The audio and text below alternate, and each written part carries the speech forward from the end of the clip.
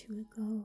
So, was I the ghost? When I was growing up, we would go and visit my grandmother on the east coast of Florida about once a month or so. So, I was just as comfortable in her little town as I was my own. Even at the age of 10, I knew all the back roads and shortcuts and scenic drives. One afternoon, me and my mother and I were in the car and were taking a leisurely ride when she took me farther down a road than I had ever recalled being on. She then took a left and got on a road that ran through the salt marsh.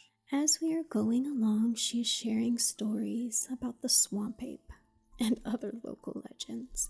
When I look up and say, "Oh, I know where we are. I recognize this area. I came down here with Grandma once," my mother was confused because my grandmother had not driven in years. She didn't even own a car.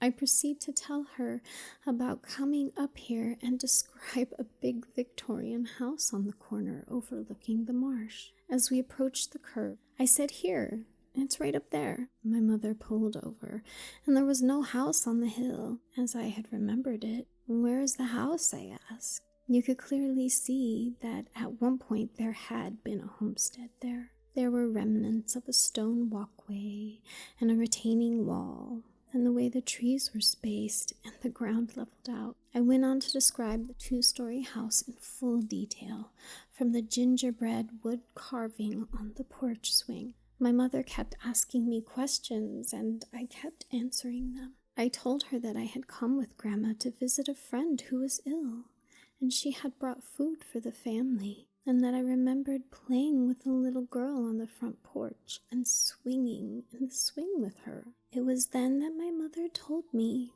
that the house that used to be there had burned down. She, my mom, had a very distant memory of visiting there with their mother. The lady had been ill and bringing food.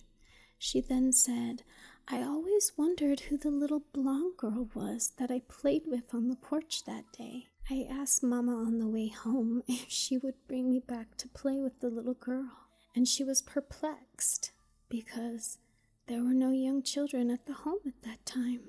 Instantly, we were both covered in goosebumps when we realized that approximately 20 years before I was born, I played on a wraparound porch with my own mother.